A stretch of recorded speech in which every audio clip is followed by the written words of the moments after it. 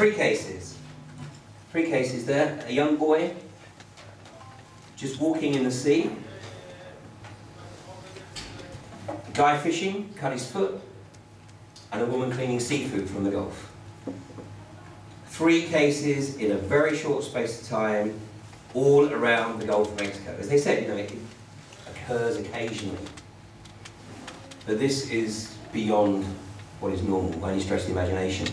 And of course they're trying to play it on the basis that it really only affects those with underlying health conditions, which is, of course, is the media get out.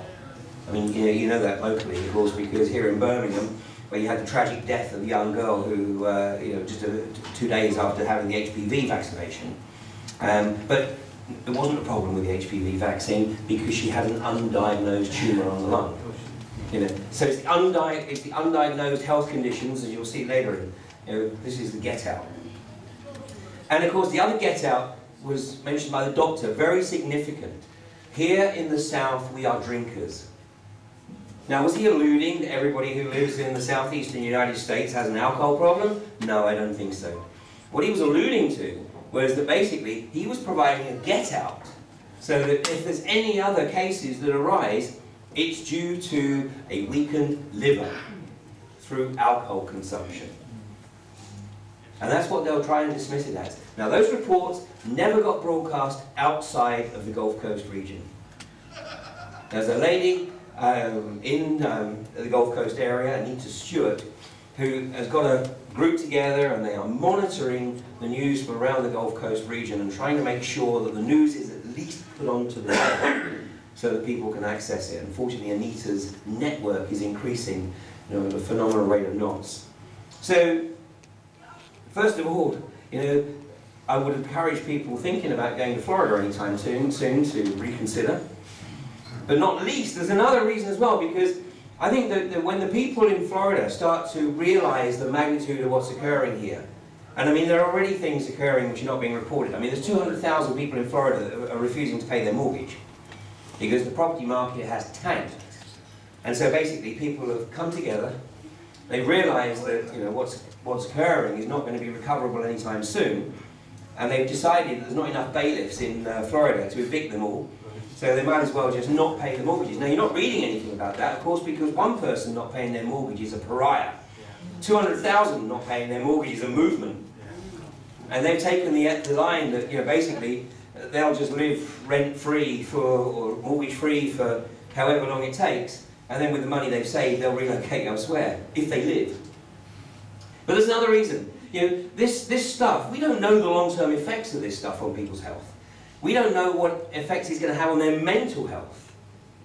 As this stuff starts to percolate through and people start to realise that they're at risk because they've stayed in the Gulf Coast region.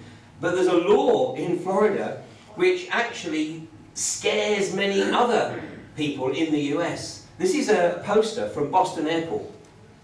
Thinking about a Florida vacation? Please ensure your family is safe. A new law in the Sunshine State authorises nervous or frightened residents to use deadly force.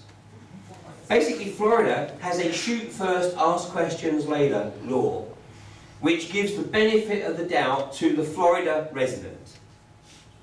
So, consider, we're looking at a potential nightmare scenario here, where people's mental welfare is compromised because of what's occurring thanks to the contamination of the Gulf, the contamination of the seafood, which is the staple diet in this part of the world, and potentially, the whole area is going to be just a madhouse. Obama was desperately trying to persuade people to go to Florida for their holiday, and there were pictures of Obama swimming in the Gulf with his daughter, except that, of course, he wasn't. He was in Alabama, for sure, but he was swimming in a naval base that was sluiced off. And the water had been tested, apparently, every hour, before he got into the water with his daughter. And the only people allowed to actually take the photographs were the White House press corps. This is another illustration from my friend Dave Dees. He never misses a trick, by the way, to get people to take a look up. And if you notice, but chemtrails seem to have subsided ever since the release of G. Edward Griffin's film a couple of weeks ago called What on Earth or What in the World Are They Spraying? So for the moment, chemtrails seem to have slowed down. But of course, in this country, it's a natural phenomenon, right? The clouds are called asperitas clouds. But it's amazing how these naturally occurring asperitas clouds don't seem to appear when the planes stop flying. So, but you know, Dave never misses an opportunity to draw people's attention to it. Now, Michelle also went on the radio and was trying to encourage people to support their fellow Americans and take their vacations in Florida or the other Gulf Coast area. So the reporter, the interviewer, asked her if she was going to take her vacation in Florida, and she said, well, no, actually we're going to Maine. Now Maine is not only as far away geographically as you can get up the east coast of the States, it's about as far away on the planet as you can get from the Gulf Stream, because the Gulf Stream comes out of the Gulf of Mexico, around the southern tip of Florida, up the east coast of Florida, and then across the Atlantic.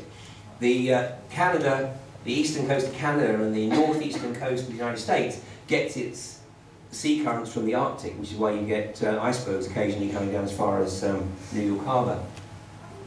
Now, the significance of the Gulf Stream, of course, I mean, even families who thought they were doing the smart thing by taking their 1 week in Orlando to do the studios, and then taking their second week, oh, you know, the oil spill, that's on the Gulf of Mexico, so we won't go to the west coast of Florida, we'll go to the east coast.